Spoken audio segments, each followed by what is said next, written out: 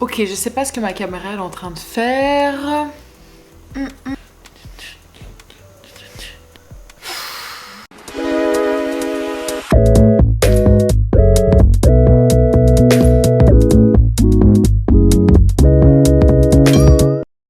Oui, je sais, j'ai 2 ongles ici. En fait, c'est des press-on et du coup, bah, il n'y a que 2 ongles qui sont restés. Yo! Aujourd'hui, je vous retrouve dans une nouvelle vidéo et c'est pour une story time. Allez chercher votre popcorn.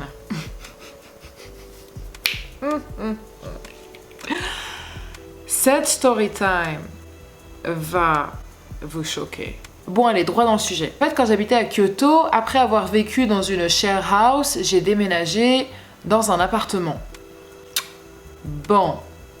Déjà, il faut que je vous apprenne comment trouver un appartement au Japon. Mais aujourd'hui, c'est la story time. Qu'est-ce qui s'est passé ? Alors, mon appartement était vraiment génial. C'était un petit appartement parfait pour une seule personne. Il y avait tout. C'était déjà meublé. Il y avait genre un lit, mais sans matelas. Mais c'était meublé, donc il y avait une petite table, il y avait une machine à laver, le frigo, etc., etc. Enfin voilà. Les gros trucs qu'on n'a pas besoin d'acheter, quoi, c'est toujours mieux. Parce que ça coûte cher. Long story short, en fait, j'habitais à côté d'un taré.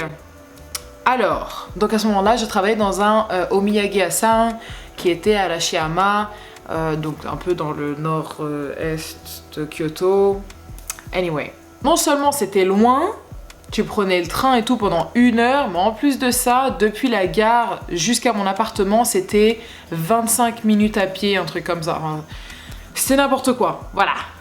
Les jours passent et je suis contente dans mon nouvel appartement, je suis toute seule, je me dis waouh, c'est trop génial, blablabla. Anyway, mais quelqu'un m'attendait toujours devant la porte de chez moi en fait. Oui, juste en face, vraiment, de la porte de mon appartement. Donc non seulement quand je rentrais il faisait nuit, mais en plus de ça, j'habitais au rez-de-chaussée. Donc ce qu'on appelle le premier étage au Japon. Me demandez pas pourquoi cet appartement, c'était... Voilà. C'est pour ça que maintenant je sais comment faire pour avoir un appartement ici au Japon en tant qu'étranger.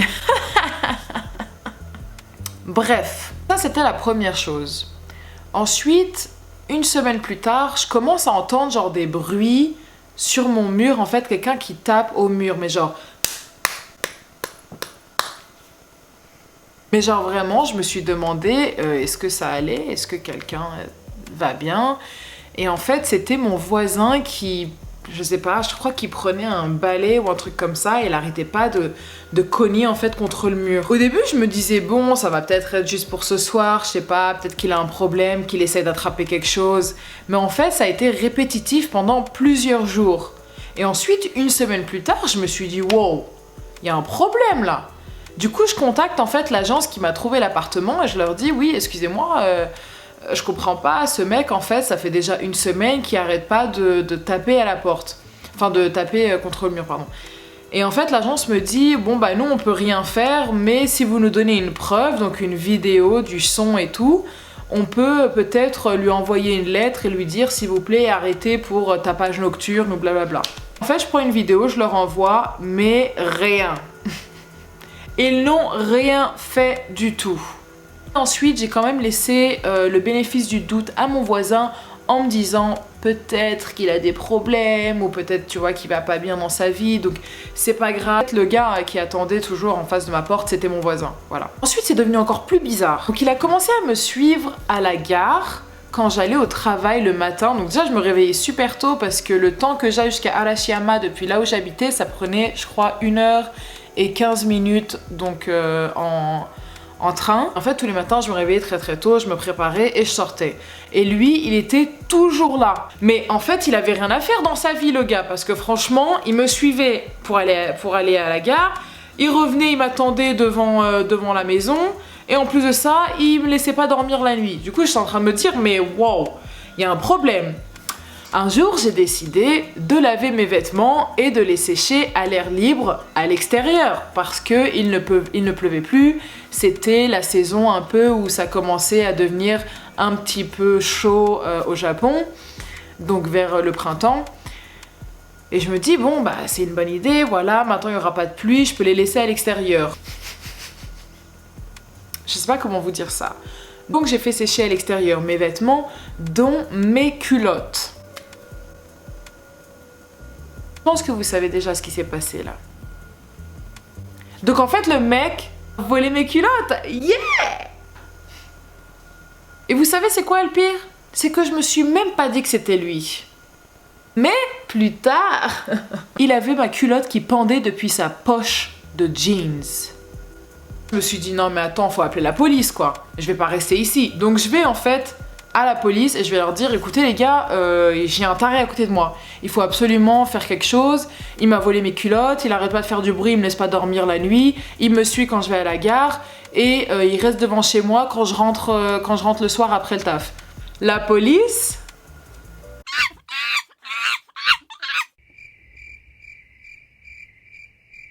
Donc en fait la police n'a rien fait, ils ont même pas essayé de venir voir ou même de lui parler. Rien. Oui bon bah si on n'a pas de preuves, hein, on peut rien faire. Mais quelle preuve vous voulez? Je pense que les gars ils ont dû se dire mais bon c'est une gakokujin, on s'en fout, enfin une étrangère, on s'en fout, ça va aller quoi. Franchement je vous raconte l'histoire, j'en rigole aujourd'hui mais à ce moment-là je me sentais seule.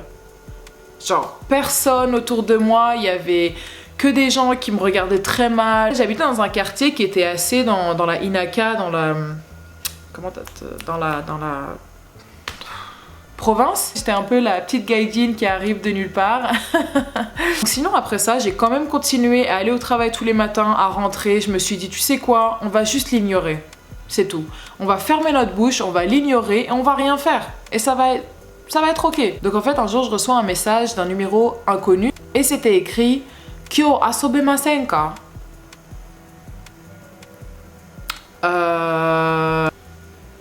What? Je vois ce message et je me dis, mais. Qui? Quoi? Comment? Bref. Je me dis, bon, je connais pas ce message, je supprime et je bloque, quoi. Donc je supprime, je bloque, je vais au travail normalement, blablabla. Je rentre, toujours ce mec trop creepy devant la porte de chez moi, bref. Et je reçois un autre message me disant « Tu n'as pas répondu à ma question », mais avec un autre numéro. Là en fait, je commence vraiment à flipper. Là je me dis « Wow !» J'ai contacté en fait l'agence donc, qui m'a trouvé l'appartement et je leur ai dit « Écoutez, là c'est bon, je sais que c'est lui. » Il me suit partout, il fait ça, ça, ça, et je leur décris exactement tout ce qui se passe. Et en fait, le mec qui a trouvé mon appartement est arrivé, donc le real estate agent, est venu pendant le week-end, et il est venu avec moi, et il a toqué à la porte de mon voisin, et il lui a dit, écoutez, cette jeune femme me dit que vous avez fait ça, ça, ça, ça, ça. Bien sûr, he knew everything. Il va pas dire que oui, il l'a fait, tu vois. À côté, je lui dis, si, t'as fait ça, ça, ça, regarde, j'ai une preuve, donc la vidéo avec les coups. Il fait, non, j'ai jamais fait ça, je vais appeler la police si tu continues, gaijin, retourne dans ton pays, blablabla. Waouh! J'ai fait, non. Donc je dis au gars, là c'est bon, j'ai patienté enough, ça fait déjà 1 mois que je suis là et je peux plus. Là c'est pas possible, j'ai trop de stress et mon travail j'y arrive plus, je rentre chez moi, je dors pas, enfin il me faut un truc quoi. Et je lui ai dit, est-ce que c'est possible de changer d'appartement? Le gars il s'en foutait. Moi je peux rien faire, hein, je suis pas la police, faut aller voir la police n'a rien fait. Bon, bah bon courage, hein, il te reste encore 2 ans sur le contrat. Et là, les gars, vous allez pas me croire ce qui s'est passé la semaine d'après. Je vais au travail un jour, et là, t'as une fille qui vient et qui me demande à la caisse oui, excusez-moi, est-ce que vous pouvez montrer à mes clients où est-ce qu'on peut trouver des mochi, blabla, enfin genre des omiyage, quoi. Et par son accent, je comprends qu'elle est française. Et je lui demande en fait, est-ce que tu es française? Elle me dit oui. Je fais waouh, moi aussi je suis de France. Et en fait, cette jeune femme était guide touristique. 1 semaine ou 2 plus tard, cette fille donc qui est guide touristique me propose le job. Elle me dit ouais, il y a quelqu'un qui part. Est-ce que tu voudrais rejoindre la team?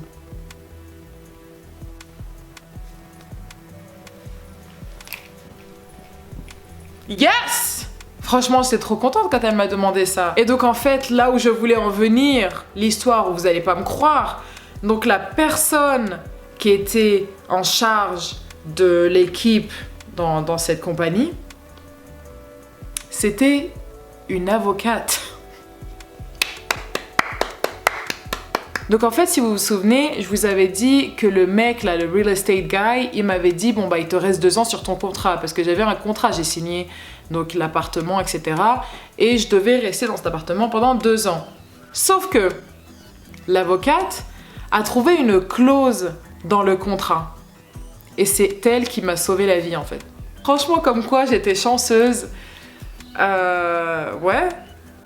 En fait, elle a trouvé une clause et en fait dans le contrat. En tout petit, c'était écrit que le gars de la chambre, donc la chambre d'à côté, là, le neighbor, est fou. Genre vraiment, littéralement, c'était écrit ça. C'était écrit qu'on a eu beaucoup de plaintes par rapport à cette personne dans le passé. Sauf que moi, quand le gars m'a donné le contrat, il m'a pas montré ça.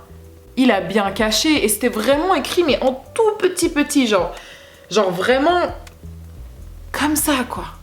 Tu vois ? Bref, et en fait après ça, j'ai trouvé un appartement trop génial, station au top, les gens au top, le quartier au top, franchement tout était parfait. J'ai adoré vivre en fait dans cet appartement à Osaka, déménagé de Kyoto jusqu'à Osaka et je suis devenue guide touristique. C'était trop génial, je suis devenue guide touristique et en fait j'ai adoré ce travail, c'était le rêve quoi. J'étais bien payée, franchement c'était incroyable. Ensuite Covid et of course goodbye le tourisme. Mais bon, ça c'est une histoire pour une autre vidéo. Voilà, c'était tout pour la story time d'aujourd'hui. Comme d'hab, n'hésitez pas à commenter si vous avez des questions ou des remarques. Et je vous dis à plus tard. Bye bye. Matane. Ah bah c'est tombé.